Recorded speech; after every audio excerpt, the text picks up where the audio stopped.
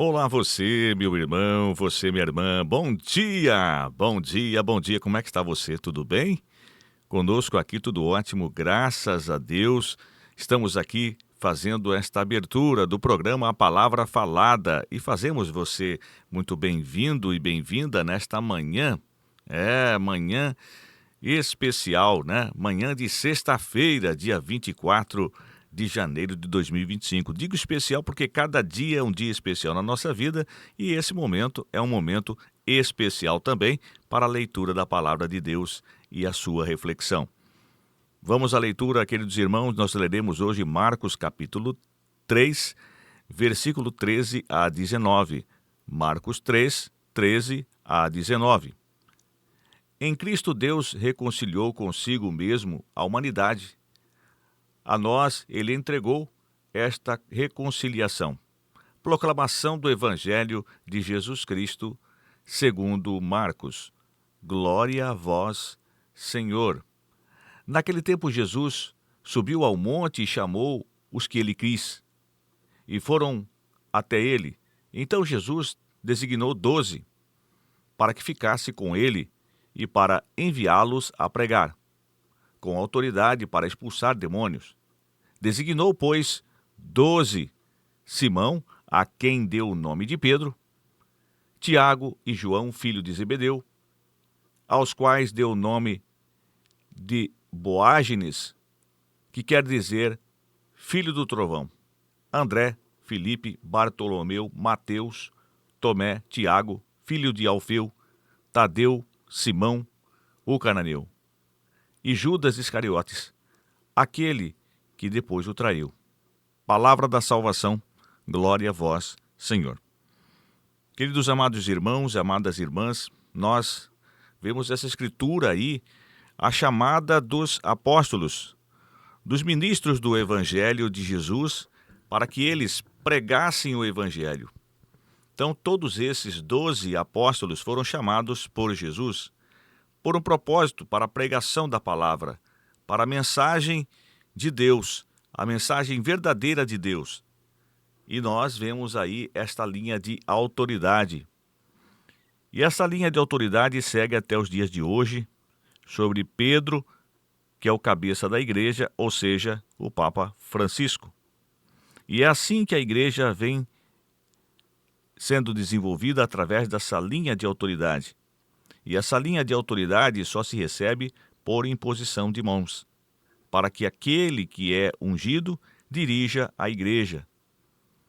Então, uma das coisas importantes é saber que a nossa igreja é apostólica porque ela segue princípios apostólicos. É preservada aí a fé verdadeiramente dentro da igreja através do magistério da igreja. E nós sabemos que muitos irmãos separados não aceitam essa autoridade da igreja, porque tudo foi passado de boca a boca. Cada um recebeu, naquela época, não tinha as escrituras. Tinha aqueles do templo que registraram muitos fatos e a tornaram como escrituras. Profecias de alguns profetas eram registradas em pergaminhos.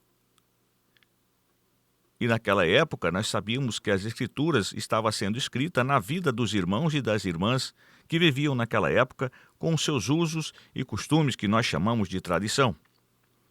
E muitas vezes hoje nós sabemos que somos apedrejados por termos tudo isso, e eles têm a escritura hoje chamada a Bíblia Sagrada porque os católicos preservaram toda uma história. Então, nós entendemos, meus amados irmãos e irmãs, aqui, através dessa escritura, que há uma linha de autoridade sobre a igreja. Eu pergunto para aqueles irmãos separados que me ouvem agora, de onde vem a linha de autoridade de vossas igrejas? Há de se perguntar, cada um de nós tem que se fazer essa pergunta na religião que está. Ela foi fundada por quem? Foi fundada por alguém que tem um CNPJ, que criou ali e que brigou com outra igreja e montou a sua? Então, nós temos que ver aí esta grande verdade. Ainda ontem estava conversando com um colega, que se cada um que é irmão separado, que são evangélicos, protestantes, começarem a estudar a patrística, a história da igreja, e ver o fundamento dela, que começou com Jesus, os apóstolos, e hoje vem se perpetuando há mais de 2000 anos. Não existe outro modo da pessoa conhecer a igreja a não ser estudando os fatos históricos da igreja, ou seja, de como ela começou, até chegar aí, né, a grande bobagem que Lutero acabou fazendo, dividindo a igreja com a sua pseudo-reforma. Então, meus irmãos, minhas irmãs, aqui está as Escrituras e cabe a cada um de nós todos os dias. Por isso que a igreja fala para nós estudarmos as Escrituras, meditar nelas para termos a vida eterna, termos sabedoria. E nós, sem conhecimento, nós não chegamos a lugar nenhum.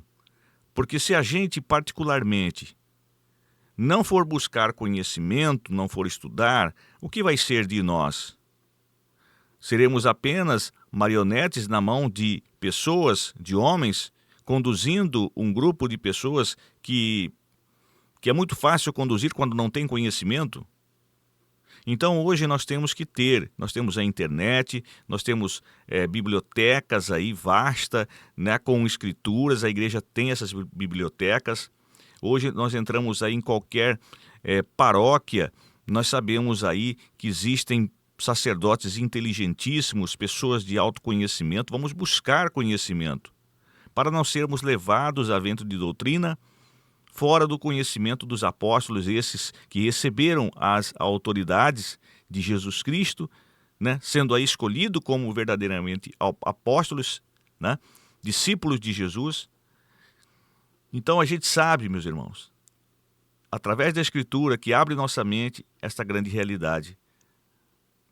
Eu, há 17 anos, e não estava firme na Igreja Católica. Eu era de uma outra denominação, a Igreja de Jesus Cristo, dos Santos dos Últimos Dias, conhecido como os Mormons. E quando eu vim para a igreja, eu comecei a ter essas mesmas dúvidas que esses irmãos separados têm e que nos apedrejam hoje. Eu queria achar um erro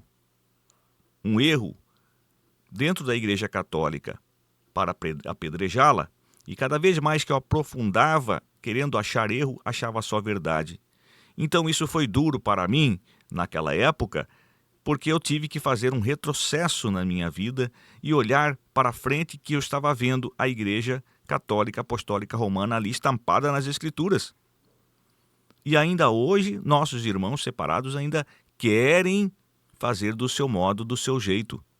Hoje são mais de 3.500 igrejas espalhadas pelo mundo, e agora, nesse exato momento, de repente, pode estar tendo uma outra denominação religiosa sendo criada. Mas a Igreja Católica se perpetua há mais de 2000 anos. Então nós temos que ser verdadeiramente católicos. E através de um estudo bem detalhado, eu e você vamos adquirindo conhecimento através da força do Espírito Santo.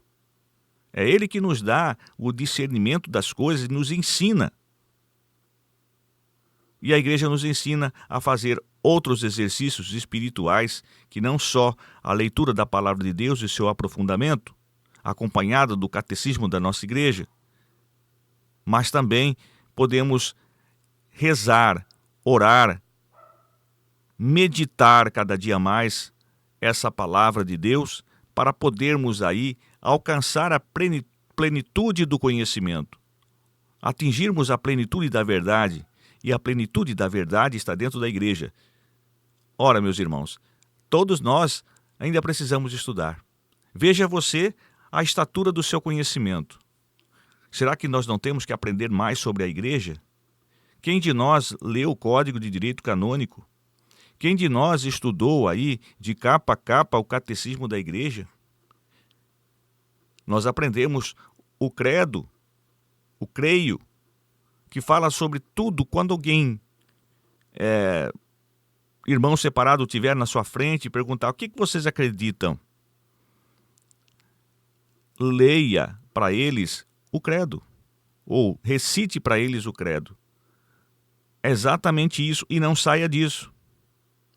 Porque o que eles querem é distorcer a palavra de Deus, distorcer aquilo que é verdade e fundamental dentro da nossa igreja. Então, meus queridos irmãos, queridas irmãs, vamos nessa manhã agradecer a Deus pela autoridade que Ele deixou dentro da sua igreja, e Ele mesmo deu a Pedro: sobre esta pedra edificarei a minha igreja. E a igreja dele está baseada em quê? Nesse chamado de autoridade para curar e expulsar os demônios, tirar a aflição do mundo, tirar o pecado do mundo. Jesus está no meio de nós, através da Santa Eucaristia e dos nossos queridos sacerdotes que se formam aí para um serviço de salvação de muitos irmãos, recebendo a unção através de imposição das mãos, tendo aí a autoridade para pregar o Evangelho, ensinar, batizar em nome do Pai, do Filho e do Espírito Santo, conforme a igreja diz. Então, meus irmãos, minhas irmãs, vamos abaixar a cabeça e agradecer a Deus por hoje. Oh, meu Pai amado, nós te agradecemos por esta oportunidade que o Senhor deu e nos dá de abrir os olhos todas as manhãs, reunir com os nossos irmãos aqui, podermos ler a palavra de Deus e meditá-la, fazendo com que essa palavra transforme em vida e na minha vida, transforme outras vidas. Obrigado, Senhor, pelo conhecimento que o Senhor nos dá mediante a força do Teu Santo Espírito. Pai amado, querido, agradecemos profundamente pelas Escrituras, pelos registros que a igreja tem, para nós fundamentarmos nossa fé nesta verdade escriturística que a igreja tem, para podermos ter o alicerce e o argumento necessário para clarear a vida de muitos irmãos que andam com suas mentes conturbadas com falsas doutrinas. Senhor Deus, muito obrigado por esta oportunidade de termos aqui saúde, de termos força para fazer tudo o que seja feito conforme vossos olhos e vontade, Senhor. Na nossa família, juntamente com os nossos amigos, onde estivermos, sejamos nós, Senhor Deus, cada dia mais um cristão devoto às coisas da igreja, para não sermos aqueles que apostatam da fé verdadeira e caem pelo mundo. Obrigado, Senhor Jesus, pelo teu grande sacrifício na cruz, de escolher também este caminhar nesta terra, fundando a igreja vossa, Senhor Jesus, sobre esse alicerce de Pedro, a pedra angular da nossa fé, da nossa igreja. Obrigado, Senhor, por eu cada dia mais também obter conhecimento, de nós obtermos esse conhecimento. Obrigado, Senhor. A sabedoria é tão importante na nossa vida, meu Pai. E somente o Senhor Jesus pode nos ensinar também, através do Espírito Santo que temos hoje e que paira sobre essa terra e paira sobre a igreja de Jesus. Obrigado, Senhor. Pai nosso que estais no céu, santificado seja o vosso nome. Venha a nós o vosso reino, seja feita a vossa vontade, assim na terra como no céu. O pão nosso de cada dia nos dai hoje, perdoai as nossas ofensas, assim como nós perdoamos a quem nos tem ofendido, e não nos deixeis cair em tentação, mas livrai-nos do mal. Ave Maria, cheia de graça, o Senhor é convosco, bendita sois vós entre as mulheres, e bendito é o fruto do vosso ventre, Jesus. Santa Maria, Mãe de Deus, rogai por nós, os pecadores, agora e na hora de nossa morte. Amém. Santo anjo do Senhor, meu zeloso guardador, se a ti me confiou a piedade divina, sempre nos rege, nos guarde, nos governe e nos ilumine.